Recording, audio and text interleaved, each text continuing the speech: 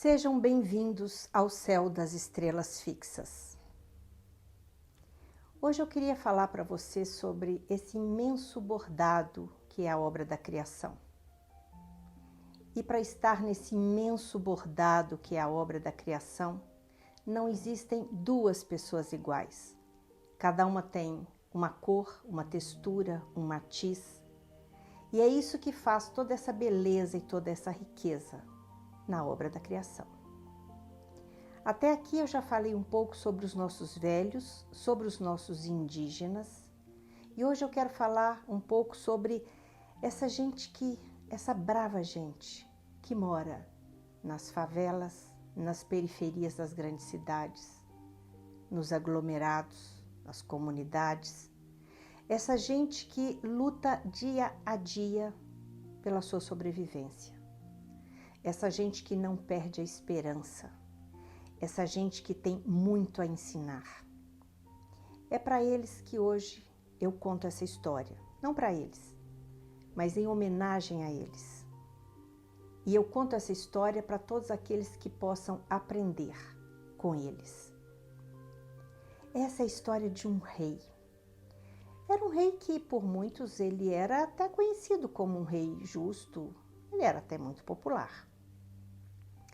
Mas esse rei, ele tinha se esquecido de algo que sempre diziam os sábios, que continuam dizendo os sábios. Quem nasce na comodidade e no conforto precisa fazer um esforço pessoal maior que os outros. Pois muito bem, um dia o rei e sua princesa, sua filha, uma menina ainda, saíram para uma viagem. O rei precisava conhecer umas novas terras que ele tinha adquirido. Já em alto mar, eles foram surpreendidos por uma tempestade furiosa, que durante 7 dias caiu sobre todas aquelas embarcações.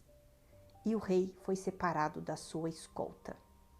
No final, o seu barco, que tinha se distanciado de todos os outros à deriva, afundou e apenas ele e sua filha sobraram daquela história toda, agarrados a uma prancha de madeira.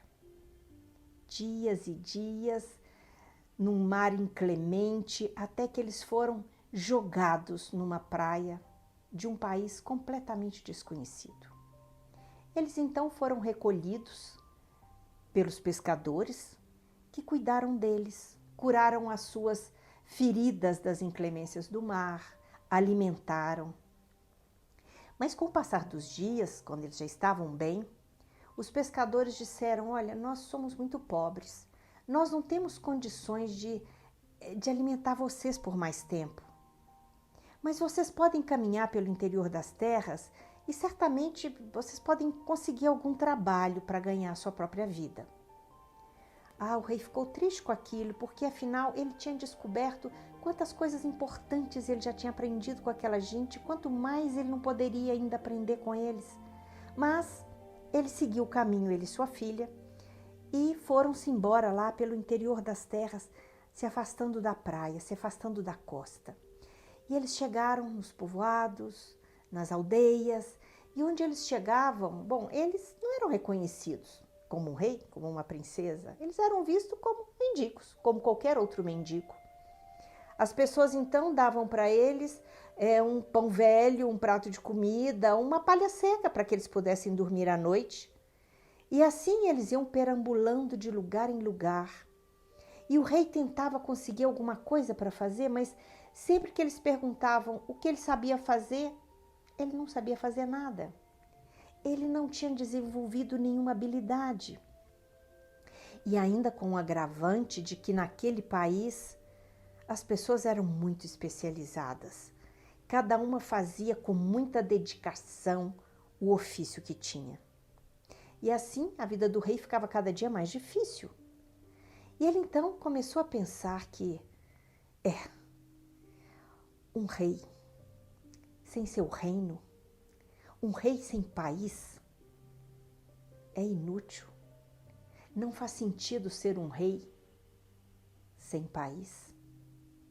Ele então começou a se lembrar de um provérbio, que era um provérbio dos antigos, e que diz o seguinte: só pode ser considerado seu aquilo que puder sobreviver a um naufrágio. O que tinha sobrado do seu naufrágio, não o seu país. Pois muito bem, ele continuou caminhando com a sua filha, procurando aqui, procurando ali, conseguindo um prato de comida, um pão velho, seja o que for, até que ele chegou numa fazenda. Eles chegaram nessa fazenda e lá o dono da fazenda precisava de alguém que cuidasse das ovelhas, das cabras. Ele então bateu as portas desse fazendeiro e o fazendeiro olhou para ele e disse: você precisa de dinheiro? E ele disse: sim, eu preciso muito de dinheiro. E você sabe cuidar de ovelhas, de cabras? Não, meu senhor, eu não sei. Bom, ao menos você é honesto e diz que não sabe aquilo que você não sabe. Não diz que sabe aquilo que você não sabe. Eu vou te dar a oportunidade de fazer um trabalho honesto e assim ganhar a sua vida. Ele ficou muito agradecido, aquele fazendeiro. Ele e sua filha então foram para o alto da montanha, onde ficavam as ovelhas, as cabras. O fazendeiro mandou que ele ocupasse um casebre que tinha ali naquele lugar. E lá eles ficaram, se acomodaram, e ele começou a trabalhar, cuidando das ovelhas, cuidando das cabras. E ele logo aprendeu que cuidar das cabras, cuidar das ovelhas, era apenas protegê-los dos lobos, não deixar que chegassem à beira do precipício e que não se perdessem do rebanho. O tempo passou, já faziam anos que eles estavam ali. Na verdade, ainda não era possível fazer planos para voltar para casa, porque eles ainda não tinham dinheiro suficiente para isso. Ele, na verdade, não era feliz, mas ele tinha recobrado algo da sua dignidade fazendo um trabalho honesto e justo. Isso lhe dava alguma satisfação. Enquanto isso, a princesa crescia, era uma jovem linda, delicada. Um dia, o sultão daquele país começou a fazer um passeio pelas terras e foi dar justamente ali, naquele lugar onde aquele rei pastor pastoreava as ovelhas. E nesse dia era sua filha que cuidava do pastoreio. O sultão viu a jovem e ficou encantado com ela. Ela também o viu.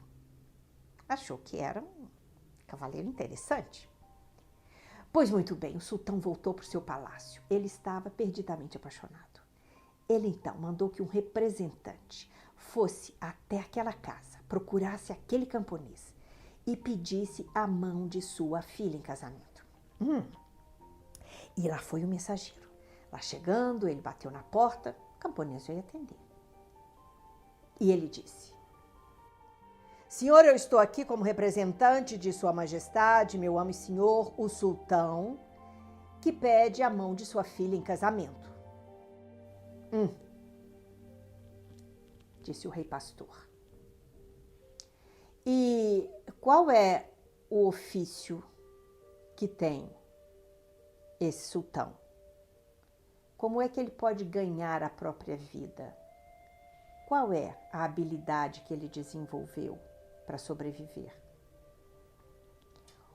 O mensageiro não podia acreditar naquilo que ele escutava. Ele então disse: como é que você, um simples camponês, ousa fazer uma pergunta dessa?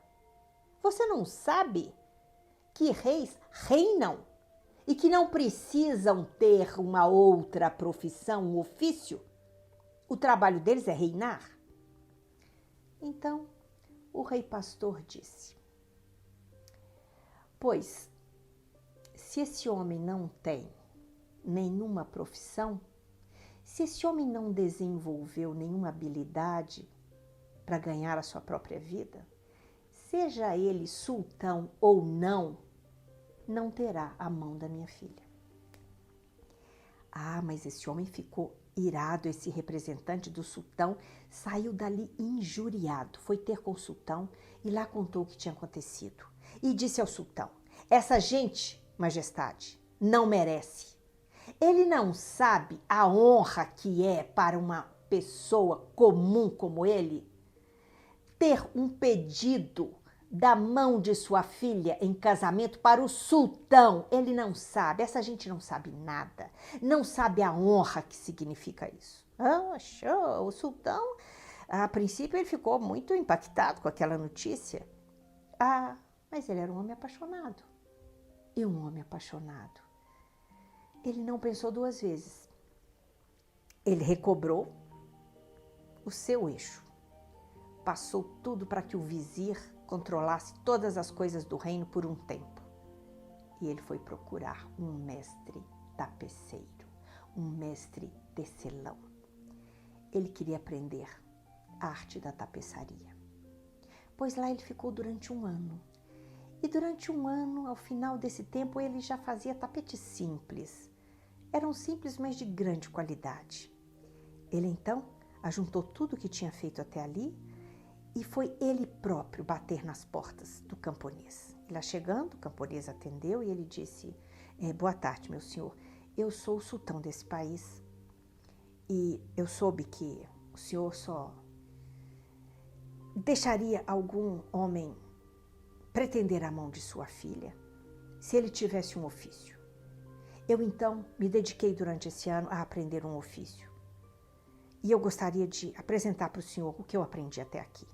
Ele então espalhou no chão, na frente do camponês, do rei camponês, os tapetes que ele tinha feito até então. O rei camponês então perguntou a ele: quanto tempo você gasta para fazer um tapete como esse? E ele disse: 3 meses. E você vendendo um tapete como esses, quanto tempo você pode garantir a sua sobrevivência? 3 meses. Ah, o rei pastor pensou e disse: tá bem. Se a minha filha aceitar, no que depender de mim, eu não faço nenhuma objeção. Chamou a filha. A princesa veio e quando ela viu ali aquele homem, o sultão, ela ficou interessada, ela já tinha visto. Quando ele a viu, ela também o viu. E ela disse ao pai: eu não faço objeção, meu pai. Eu aceito me casar com ele. O pai disse: bom, se é de sua vontade, minha filha, podem sair os dois por aí, pelas redondezas, para se conhecerem melhor. E lá saíram os dois. Enquanto caminhavam, o sultão, que ainda não sabia que tratava-se de uma princesa e tratava-se de um rei e não de um camponês, ele disse para a princesa: seu pai, mesmo sendo um camponês, um homem simples do povo, é um homem sábio e sagaz.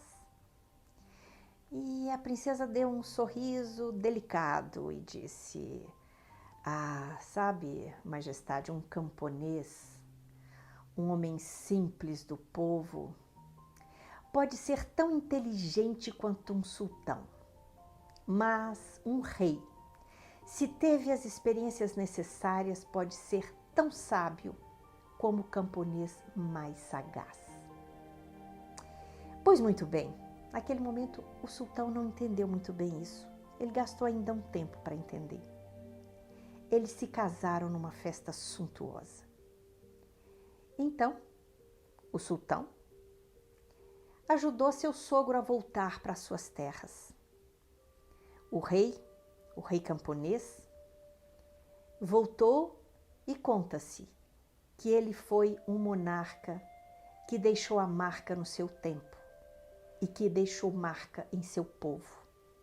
Foi considerado um monarca sábio, justo, habilidoso e nunca deixou de alertar ao seu povo da importância de se ter um ofício útil. Pois muito bem, hoje eu quis homenagear essa brava gente que eu já falei para vocês, que precisa também do nosso cuidado, com essa história, que é a história do rei sem ofício. Essa brava gente tem muito a ensinar a quem sabe que precisa aprender. Eu desejo a vocês muito cuidado com vocês mesmos e que fiquem bem.